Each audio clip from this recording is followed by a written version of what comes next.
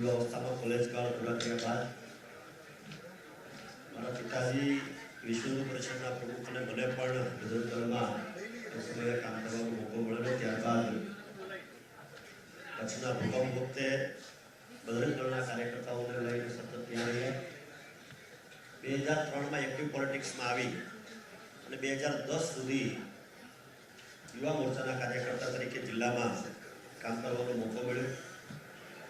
સુરતના પ્લેગ વખતે પણ અમરેલી જિલ્લાના યુવા મોરચાના તમામ કાર્યકર્તાઓની જવાબદારી લઈને અંદાજે 8 દિવસ જેટલો સમય સુરતના પ્લેગ વખતે ત્યાં કચરો ઉપાડવાનું કામ પણ કરવાનો અનુભવ અને ભારતીય જનતા પાર્ટીમાં મળ્યો છે.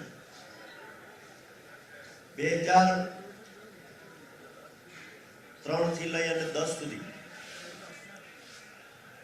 એટલા બધા કાર્યક્રમો ભારતીય જનતા પાર્ટી દ્વારા યુવા મોરચાના કાર્યકર્તા તરીકે સોંપવામાં આવેલા.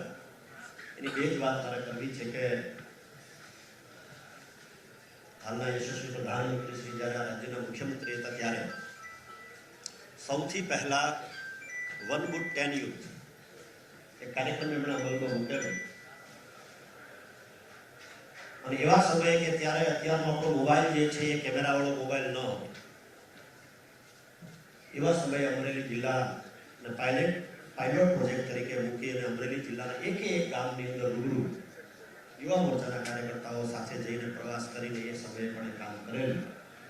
ત્યારબાદ સ્થાનિક લેવલે અમુક કાર્યકર્તાઓ સાથે મતભેદ થતા પાર્ટી છોડી બહુજન સમાજવાદી પાર્ટીની અંદર જઈ નગરપાલિકામાં ચૂંટાઈ નગરપાલિકાના પ્રમુખ તરીકેની સેવા બજાવી.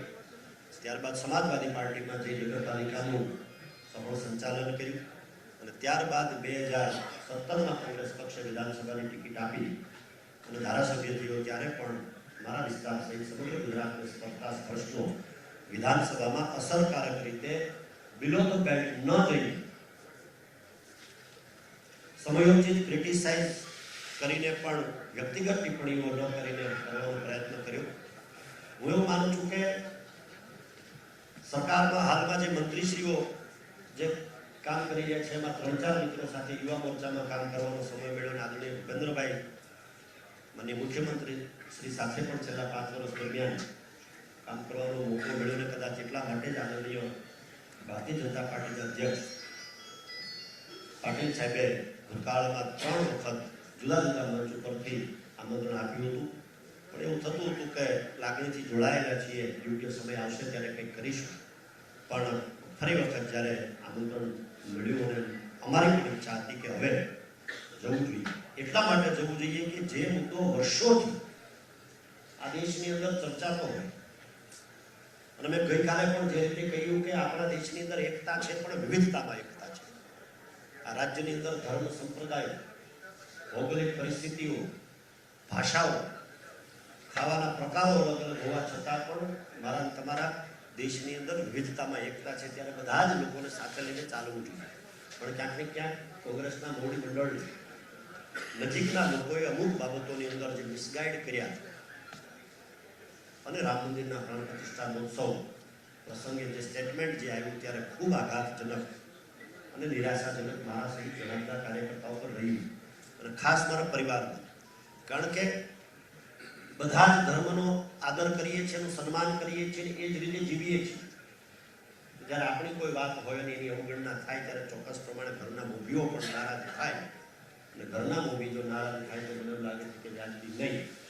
એટલા માટે આ નિર્ણય મેં ચોક્કસ પ્રમાણે કર્યો છે એવું કહું છું. ને ત્યારે પણ કોઈને જે પાર્ટીમાં મેં ભૂતકાળમાં કામ કર્યું છે એમાં કોઈને દોષ દેવા માંગતો નથી, કોઈનું ખરાબ બોલવા ઈચ્છતો નથી. કારણ કે આપણે એ માટે રાજનીતિમાં નથી. રાજનીતિમાં એટલા માટે છીએ કે કંઈક કરવું છે. પ્લેટફોર્મ ચોક્કસ રાજકીય પાર્ટીઓનું મળે અને એવી પાર્ટીનું રાજકીય પ્લેટફોર્મ મળે કે જે સમગ્ર વિશ્વમાં આજે ખૂબ અસરકારક રીતે કામ કરી હોય માનનીય પ્રધાનમંત્રીશ્રીની આગેવાનીમાં. ત્યારે ચોક્કસ પ્રમાણે મેં ભારતીય જનતા પાર્ટીમાં જોડાવાનો નિર્ણય લીધો છે. ગઈકાલે આદરણીય પાટીલ સાહેબ મારા માતુશ્રીની તબિયત ખરાબ હતી ત્યારે મારા ઘરે પણ પધાર્યા. ત્યારે પણ થોડી વાત થઈ અને ગઈકાલે જ કોંગ્રેસ પક્ષના તમામ હોદ્દાઓ પરથી મેં સવિનયપૂર્વક વિનંતી સાથે મેં રાજીનામું આપ્યું છે. ભારતીય જનતા પાર્ટીમાં જોડાયો છું. વાત હતી કે મારા મત વિસ્તારના ઘણા બધા કાર્યકર્તાઓને જોડાવે તો મેં આદરણીય પાટીલ સાહેબને વિનંતી કરી છે જો આવતીકાલનો સમય એમણે આપ્યો છે એ મુજબ જો થશે તો આવતીકાલે રાજુલા વિધાનસભા મત વિસ્તારમાં સંખ્ય કાર્યકર્તાઓ સાથે જોડાવાના છીએ અને રાજકીય સફર 24 વર્ષથી શરૂ થયેલી 2003માં એમ તો youngest municipal independent state in Gujarat ત્યારે હતો ને એ ક્ષણ મને બરાબર યાદ છે 2004માં મોદી સાહેબ જ્યારે અમરેલી જિલ્લાના પ્રવાસે ગયા ત્યારે આખા ગુજરાતમાં સૌથી નાની વયે કોઈ નગરપાલિકાનો પ્રમુખ હોય અને ત્યારે મોદી સાહેબે બહુ સન્માનથી યાદ છે જે વિચારધારાથી આગળ વધી રહ્યા છે સર્વજન હિતાય સર્વજન સુખાય એ મુદ્દાને ધ્યાને લઈને કામ કરવું છે. ભૂતકાળની અંદર જે પાર્ટીમાં હતો કે આજે જે પાર્ટીમાં છું તે કોઈ કાર્યકર્તાઓ સાથે કોઈ બાબત ક્યારેય મતભેદ થયા નથી અને કદાચ એવા કોઈ મતભેદ ક્યાંય હોય તો સંવાદથી બધા જ મતભેદોને દૂર કરી શકાય છે.